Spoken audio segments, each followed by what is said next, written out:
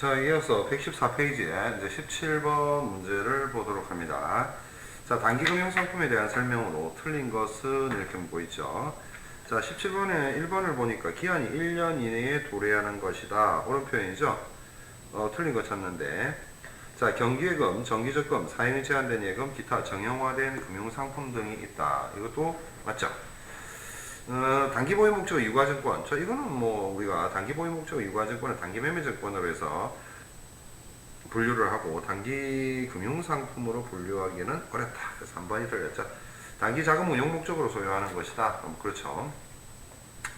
자, 18번에는 현금 및 현금 등가물에 관한 설명으로 틀린 것은 이렇게 묻고 있는데, 자, 취득 당시 만기가 3개월 이내에 도래하는 것, 현금화 시킬 수 있는 거죠. 그 다음에 큰 거래 비용 없이 현금으로 전환이 용이할 것.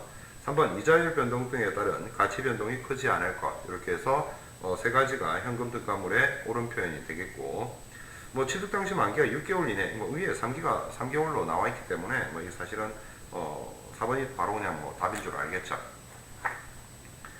자, 19번 문제입니다. 기업회계균상 유동자산으로 분류되지 않는 것입니다. 자, 유동자산은 1년 이내에 우리가 이제 현금화 시킬 수 있는 걸 이야기하니까, 지금 5번에 보게 되면 만기보유증권 같은 경우는 사실은 보통 이제 우리가 발행하는 입장에서는 사채가 되는 것이고, 취득하는 입장에서 이제 만기보유증권, 즉 그 만기까지 보유할 의사가 적극적으로 있는 거죠. 의사와 능력을 보유하고 있는 건데, 보통 그 만기라는 게 이제 3년에서 한 5년 정도 뭐 이렇게 되기 때문에 사실상 이 1년 이내에 현금화 시킬 수 있는 자산을 의미하는 유동자산으로 분류하기는 어렵다는 겁니다. 자, 20번을 봅니다. 현금 및 현금성 자산으로 계정으로 처리할 수 없는 것. 자, 선일자 수표는 우리가 매출 채권 계정으로 처리를 해야 됩니다. 현금 및 현금성, 나머지는 뭐 현금 및 현금성 자산 계정으로 처리를 하면 되고요. 자, 21번 소유하고 있던 주 회전의 주식 2000주에 대한 배당금 100만원을 현금으로 받은 경우에 올바른 분괴는 이렇게 묻고 있는데, 일단 그 주식 2000주에 대한 배당금을 현금으로 받았어요. 그러면 일단 회사 입장에서 현금이 들어왔으니까 1번부터 5번까지가 전부 다 현금이 들어온 걸로 처리가 되어 있죠. 자, 근데 이거는 이제 배당금으로 받은 거니까 대변에 와야 될 계정과 뭐가 돼야 되냐, 그걸 묻고 있는 거죠. 따라서 이건 이제 배당금 수익으로 처리를 해줘야 된다는 겁니다. 자, 22번 홍성상회로부터 상품 500만원을 매입하면서 대금은 소유하고 있던 자기압수표 200만원과 동전발행수표 150만원으로 지급하고, 자, 여기서는 홍성상회로부터 상품 500만원을 매입하면서 대금을 뭘로 줬다는 거예요? 자기압수표 200을 줬다는 거죠. 자기압수표는 뭐가 되는데, 자, 요거는 현금이 되는 거죠. 그 다음에 동전발행수표. 자, 동전발행수표라는 거 홍성상, 우리가 당점이 아니죠. 여기서 이 동점이라는 건 앞에 언급된 홍성상회가 발행한 수표 150만원으로 지급을 했다는 거예요. 자, 이건 타임발행수표에 해당이 되죠. 타임발행수표는 뭐에 해당이 된다? 현금 및 현금성자산에 해당이 되는 거죠. 따라서 3번에 보게 되면, 자, 자기압수표 200만원도 현금 및 현금성자산이고, 그 다음에 동전발행수표, 즉 타임발행수표도 현금 및 현금성자산이기 때문에 둘 다 합쳐가지고 그냥 현금 500 이렇게 처리를 해주면 된다 하는 겁니다.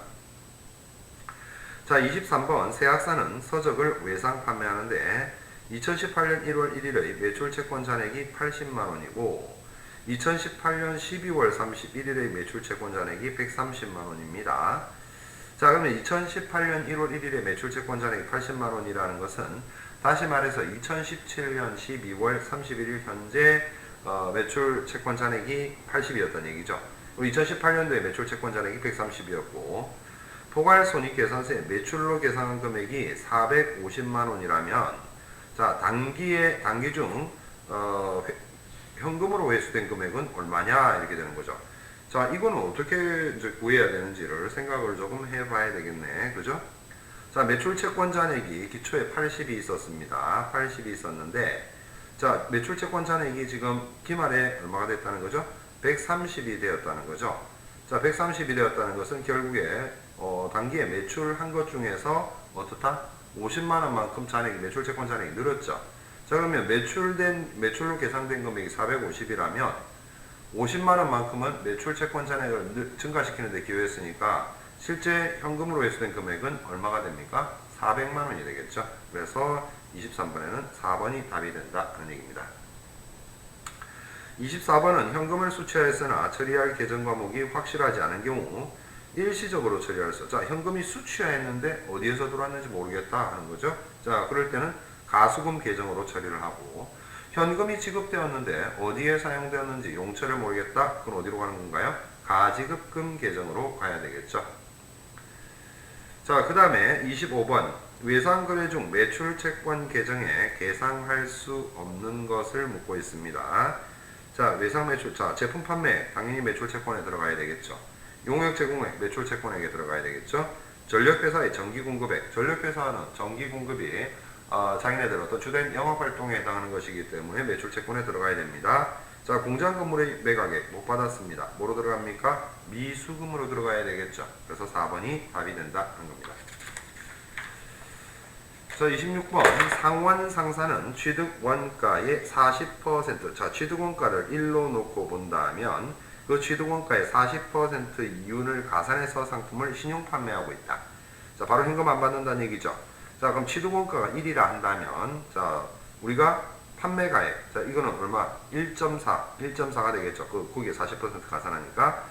단기중 총매입액이 70만원이고, 기말 상품 재고액이 14만원이고, 단기중 현금 회수액이 50만원이라면, 기말의 매출채권 잔액은 얼마이겠는가? 이렇게 묻고 있는데, 자, 그러면 이제 어떻게 계산해야 됩니까? 계산을 해야 되는데, 단기중 총매입액이 70만원이었어요. 70만원이었고, 기말 상품 재고액이 14만원이었다. 자, 그러면 매입해가지고 14만원이 남았다면, 기초재고는 지금 이야기가 단기초에, 지금 그 괄호 안에 보면은, 단기초에 영업을 개시했다 했죠. 그럼 기초재고 있다, 없다? 없죠. 기초재고가 없으니까 어떻게 된다? 총매입액이 70만원이고, 기말 상품 재고액이 14만원이라면, 실제 우리가 그 매출원가는 얼마가 된다? 총매입액에서 14만원을 뺀 얼마가 56만원이 뭐가 되죠? 56만원이 매출 원가가 될 것이다 하는 거죠. 자, 그러면 이 원가, 매출 취득원가가 56만원이라는 얘기인데, 자, 그러면은 현금의 수익이 50만원이다. 그럼 매출액은 얼마인지를 알아야 되겠죠. 그럼 56만원에 얼마로 곱해야 1.4를 하게 되면 매출액은 얼마인데? 78만 4천원이 나오죠. 매출액이 78만 4천원이 나온다. 자, 그런데 현금의 수익이 얼마였는데 50만원이라고 되어 있죠. 자, 그러면 나머지 얼마가 매출채권 잔액이 된다. 78만 4천원에서 50만원을 차감한 28만 4천원이 매출채권 잔액이 되겠죠. 자, 27번 문제를 봅니다. 기업 회계 기준의 대손에 관한 회계 처리와 관한 설명 중 타당한 것은 이렇게 묻고 있는데, 1번 대손 충당금은 관련 수치 채권에서 차감하는 형식으로 표시된다. 자, 이거 옳은 표현이 되겠죠. 자, 일단 두 번째 보면 직접상각법과 충당금 설정법 두 가지 다 인정한다고 되어 있는데, 기업회계 기준에서는 충당금 설정법만을 인정하고 있죠. 틀렸습니다. 대손 충당금 설정액이 대손 확정액보다 적은 경우에는 전기 오류 수정 손실로 처리하는 게 아니라 충당금 설정한 금액이 확정액보다 적다. 그러면 추가로 대손 상각비 계정을 계상을 해야 되겠죠. 자, 4번 볼 필요 없고 28번 보십니다. 매출채권이 충당금 설정액만큼 대손 확정된 경우 재무상태표에 미치는 영향은 이렇게 되어 있습니다. 자, 매출채권이 충당금 설정액만큼 대손이 확정이 되었다. 자, 그러면은 일단 뭐 이미 충당금 설정액을 정해놓은 그 안에 범주 내이기 때문에 재무상태표 자산 상태에 자산 총계에 미치는 영향은 전혀 없죠. 그래서 28번에는 2번이 됩니다. 자, 29번 충당금 설정액 범위 내에서 대손 확정될 때 당기순이익에 미치는 영향은 이렇게 충당금 설정법 하에서는 일단 대손이 확정되었을 때 당기순이익이 미치는 방법 범위 내니까 이전에 이미 대손 충당금을 설정을 했죠. 설정을 했기 때문에 범위 내에서 이제 우리가 해당 대손을 처리하면 되는 거기 때문에 더 이상 변동은 없다. 위에서 봤었죠. 당기순이익, 재무상태표에도 미치는 영향이 없지만 당기순이익에 미치는 영향도 없어요.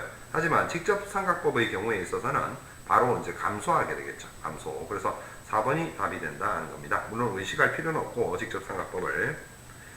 자, 30번 상원상사의 제2기말 수정전 시산표상의 매출채권 잔액은 3천만원이며 대손 충당금 잔액이 20만원입니다. 자, 2기말 매출채권 잔액 비율법에 의해서 2%의 대손 추정을 위한 붕괴는 자, 일단 이 기말에 매출 채권 잔액이 3천만 원이니까 2%를 하게 되면 얼마가 나온다? 60만 원이 나오죠. 자, 충당금 잔액이 20만 원입니다. 그럼 충당금을 추가로 어떻게 해야 된다? 추가 설정을 해야 되는 문제가 생기죠. 얼마만큼? 기존에 설정된 20만 원을 차감하고 나머지 40만 원에 대해서 추가 설정을 해야 되는데, 그게 언제 어떤 식으로 처리한다? 차변에 대손상각비 계정을 설정을 하고 40만 원을, 그리고 대변에 대손 충당금을 추가로 설정을 해주면 40만 원을 해주면 우리가 기말에 재무상태표상에 나타나는 매출 채권 하단에 나타나는 대손 충당금은 얼마로 표시된다? 60만 원이 표시되고, 포괄 손익계산서상에 들어가야 될 대손상각비는 얼마가 들어간다? 40만 원이 되겠죠. 그래서 재무상태표상에 표시되는 대손 충당금 잔액과 매출 채권 아래에 나타나는 대손 충당금 잔액과 손익계산서상에 표시되는 대손상각비 금액과는 일치한다, 일치하지 않는다? 일치하지 않는다는 거죠. 자, 31번 문제를 봅니다. 31번 문제를 보게 되면 문제 30번에 의해서 대손 충당금이 설정되고 제3기 중에 제2기의 매출 채권 40만 원이 대손 확정된 경우의 적절한 분괴는, 자, 일단 60만 원 설정이 되어 있었는데 매출 채권 40만 원이 대손이 확정이 되었습니다. 자, 그러면 매출 채권 40만 원 없애면 되는 거고, 기왕에 설정된 60만 원 중에서 40만 원 사용하면 되죠. 그럼 대손 충당금 40만 원 감소시키는 그런 회계 처리를 해주면 됩니다. 자, 그 다음에 3기 중에 문제 31번의 금액 외 추가로, 자, 그러면 위에 40만 원 대손 충당금 사용했죠. 자, 그럼 대손 충당금 잔액 얼마 남았다? 20만 원 남았죠. 그런데 32번에서는 추가로 30만 원의 대손이 확정된 경우에 적절한 회계 처리를 묻고 있죠. 자, 일단 매출 채권 30만 원 날립니다. 근데 대손 충당금 남아있는 금액은 20만 원밖에 없다. 모자란 건 어떻게 한다? 대손 상각비로 비용화 시켜야 되겠죠. 자, 그러한 회계 처리는 32번에 2번이 되겠죠.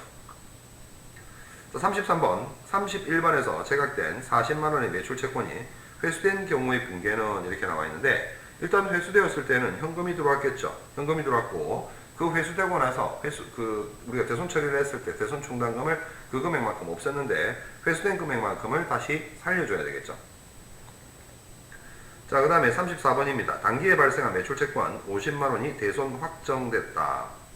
확정하다. 그 경우의 타당한 회계 처리.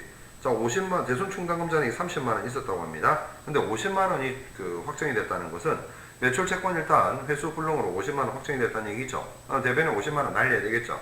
충당금 30만 원 정리해야 되겠고, 추가로 대손 상각비 20만 원 설정을 해주면 된다 하는 얘기입니다. 자, 35번 문제입니다. 35번 문제는 문제 34번에서 제각된 매출 채권이 기말에 회수가 되었다고 합니다. 자, 그럼 일단 현금이 50만 원이 들어와야 되겠죠. 대손 충당금 살려줘야 됩니다. 자, 그리고 대손 상각비도 없애야 되겠죠. 기말에 회수됐으니까 더 비용화시키면 안 되니까. 자, 36번 문제입니다. 36번 문제, 매출 채권과 미수 수익에 대한 설명 중 타당하지 않은 것을 묻고 있습니다. 자, 유동자산에 속하는 것, 매출 채권, 미수 수익 둘 다 유동자산에 속합니다. 1년 이내에 회수될 것이니까. 미래의 현금이 회수될 것으로 예정된 항목, 그렇죠. 자, 미수 수익에 대해서는 대손 충당금 설정하지 않는다? 그렇지 않습니다. 자, 기타 채권에 대한 대손도 설정을 할 수가 있죠. 4번, 매출 채권은 일반적 상거래에서 발생하는 것, 그렇습니다. 자, 37번입니다. 부동산 회사에서 상품으로 보유하고 있는 취득원가 2억 2,500만원, 감가상각 누계액 500만원의 건물을 3천에 매각했다고 합니다. 자, 여기서 취득원가 2,500에 감가상각 누계액 500이라 한다면 장부가액 얼마짜리가 3천에 팔렸다? 장부가액이 2천만원짜리가 3천에 매각했다는 거죠. 자, 3천에 매각을 했는데 뭐 그 금액이 중요한 것은 아니고, 자, 중요한 것은 여기 문제는 금액이 중요한 게 아니네요. 수취채권 계정으로 적절한 것이다. 부동산 회사에서 상품으로 보유하고 있던 건물, 부동산 회사에서 취급하는 재화는 뭡니까? 건물이죠. 자, 이것은 이제 일반적인 회사, 제조회사라든지 또는 상기업에서, 제조기업이나 상기업에서 건물을 가지고 있다가 처분을 했을 때 받지 못했을 때는 우리가 미수금 계정으로 처리를 해야 되겠지만, 부동산 회사에서는 건물이 재고 상품이기 때문에 이것은 뭘로 잡아야 된다? 매출 채권 계정으로 잡아야 한다는 거죠. 자, 38번입니다. 할인어음 또는 배서어음을 재무상태표상에 표시하는 방법으로 타당한 것을 묻고 있습니다. 자, 매출채권 계정에서 직접 차감한 순잔액으로 매출채권 계정을 표시하고 그 내용을 재무상태표의 주석에 표시한다. 앞에서 이론적으로는 나온 게 아니기 때문에 그냥 2번 그대로 답을 기억하시면 될 것 같습니다. 39번 다음의 수취채권 중에서 당좌자산으로 분류되지 않는 거. 자, 단기매매증권 당좌자산 분류됩니다. 미수금, 그 다음에 미수수익 다 그렇죠. 하지만 보증금은 뭐로 분류되겠습니까? 기타의 비유동자산으로 분류가 되겠죠. 자, 40번입니다. 주은천이 외상 매출 대금으로 받아 보관하고 있던 약속어음이 만기일에 지급이 거절되었다. 올바른 회계 처리는 어떻게 되겠느냐? 일단 뭐로 처리해야 됩니까? 부도어음으로 처리한 뒤에 결산 시점에 적절한 회계 처리를 해 주어야 되겠죠. 41번입니다. 화재로 인해서 보험금을 청구하거나 소송사건으로 채권 채무의 판결이 확정되지 않은 경우 확정될 때까지 일시적으로 처리하는 계정은 무엇이라고 하느냐 하는 문제죠. 자, 이것은 뭐라고 합니까? 일단 확정되지 않았으니까 미결산 계정을 활용을 하라고 했습니다. 그래서 41번에 3번 미결산이 되겠죠. 42번입니다. 상품 이외의 물건을 외상으로 구입한 경우 알맞은 계정 과목은 이렇게 나와 있습니다. 자, 외상, 상품 이외의 물건이라고 했으니까 외상, 이거 뭐 매입 채무가 되는 게 아니죠. 상품을 우리가 외상으로 구입했으면 매입 채무가 되겠지만 상품 이외라고 했으니까 뭐가 됩니까? 5번, 42번에 5번 미지급금이 된다 하는 겁니다. 자, 43번 문제입니다. 통제계정을 설정하는 장점, 통제계정. 자, 일단 각 상점의 원장을 총괄적으로 집계를 해서 작성하기 때문에 재무제표 작성에 편리하다는 거. 두 번째, 총계정 원장이 단순하게 되므로 시산표 작성이 간단하다는 거. 거래처별 금액을 쉽게 파악할 수 있다. 통제계정은 거래처 계정을 쉽게 파악할 수 있는 계정이 아니죠. 전체적으로 묶어서 정리를 하기 때문에. 자, 3번이 틀렸고, 총계정 원장과 보조 원장의 대조에 의해서 상호 오류 파악이 쉽다 하는 장점이 있습니다. 자, 44번 문제입니다. 일상적 상거래에서 발생하는 매출 채권에 대한 대손상각비는 뭐로 처리한다? 항관비로 처리를 하고, 매출 채권이 아닌 기타의 채권에서 발생하는 기타의 대손상각비는 무엇으로 처리한다? 영업 외 비용. 3번에 나온 영업 외 비용으로 처리를 해 주어야 한다는 거죠. 자, 45번 문제입니다. 대손상각의 대상이 아닌 것은 묻고 있습니다. 자, 미수금, 기타의 채권이죠. 받으러 외상매출금, 이건 뭡니까? 매출 채권이 되겠죠. 대금, 기타의 채권이 되겠죠. 자, 1번, 2번, 3번, 4번은 대손상각의 대상이 될 수 있고 충당금도 설정을 할 수가 있겠죠. 자, 선수금은 뭡니까? 이건 자산이 아니라 뭐가 되죠? 미리 받은, 계약금 등을 미리 받았을 때 우리가 부채로 분류를 하도록 하고 있습니다. 자, 46번 문제입니다. 사용하지 않는 비품을 매각하고 대금은 1개월 후에 받기로 했습니다. 분계 시에 차변에 나타나는 계정은 뭐가 된다? 차변에 나타나는 계정은 미수금이 되겠죠. 자, 왜 미수금이 됩니까? 비품을 매각했잖아요. 사용하든 안 하든 비품을 매각하게 되는 것은 우리가 주로 영업활동을 위해서 취급하는 것과는 관련이 없기 때문에 미수금이 되는 것이고, 만일에 이제 우리가 주된 영업활동과 관련된 어떤 재화를 처분하게 되면 뭐 그거는 외상매출금이나 받으러 이런 걸로 처리를 하겠죠. 자, 47번입니다. 기업회계기준상 당좌자산이 아닌 것. 자, 외상매출금, 단기대여금, 단기매매증권, 미수수익. 자, 이렇게 되는데 이거 너무 쉬운 거죠. 미지급금은 뭐에 들어가야 되겠습니까? 물론 이게 주된 영업활동과 관련된 부채는 아니죠. 어찌됐든 그렇지만 지급하지 않은 것이기 때문에 뭐로 처리한다? 부채로 처리를 해야 된다 하는 얘기입니다. 48번 문제입니다. 재무상태표에 나타내서는 안 되는 것. 자, 48번에서는 무엇을 묻고 있다? 자, 예수금 같은 경우는 뭐 재무상태표에 표시가 될 수밖에 없습니다. 왜? 뭐 부가가치세 예수금도 있고 뭐 또 부가가치세 대급금 이런 것도 있을 수 있잖아요. 그죠? 그래서 그런 것들은 나타날 수밖에 없고, 선급금 같은 경우에는 우리가 어떤 계약을 진행하면서 계약금을 지급했을 때 미리 지급한 것을 우리가 선급금이라고, 선수금은 그 반대 입장이죠. 자, 가수금이나 가지급금 같은 경우에는, 가수금은 앞에서도 우리가 문제에서 살펴봤지만은 어떤 그 자금이 이제 대금이 수취가 됐는데 그 대금이 무슨 명목으로 수취되었는지를 알 수 없을 때 우리가 가수금으로 처리를 하고, 그 반대로 어떤 대금이 유출이 되었는데, 자금이 유출이 되었는데 그 자금 유출에 대한 객관적인 증빙이 없을 때 뭐로 된다? 우리가 뭐로 처리한다는 거죠? 가지급금으로 처리한다 했죠. 자, 이래서 가수금이나 가지급금은 그 내용을 확인을 해가지고 계속 가수금, 가지급금 형태로 방치할 것이 아니라 정확한 계정을 정리를 해줘야 되겠죠. 자, 미수수익 이런 것들은 당연히 들어가 있습니다. 자, 49번 문제입니다. 계정 과목 중 잔액이 대변에서 발생하는 계정. 자, 대변에서 발생한다는 건 결국에 부채를 물어보는 거죠. 1번 예수금. 자, 이번에 선거금 같은 경우는 자산적 성격이죠. 선거금 자산적 성격인데, 자, 외상 매출금, 미결산, 뭐 바드럼 이런 것들은 전부 다 일단 차변의 기록이 된다 하는 얘기입니다. 자, 50번 화물 차량을 100만 원에 구입하고 대금은 3개월 만기 음을 발행해서 지급을 했다. 자, 일단 그 화물 차량이라고 되어 있으니까 뭐로 처리해야 된다? 우리는 일단 차량 운반구로 처리를 해야 되겠죠. 차량 운반구인데, 자, 이게 이제 주된 영업 활동과 관련이 되기는 됐지만은 주된 영업 활동과 관련된 상품이나 제품은 아니죠. 그러니까 뭐로 처리해야 된다? 미지급금으로 처리를 해 주어야 된다 하는 겁니다.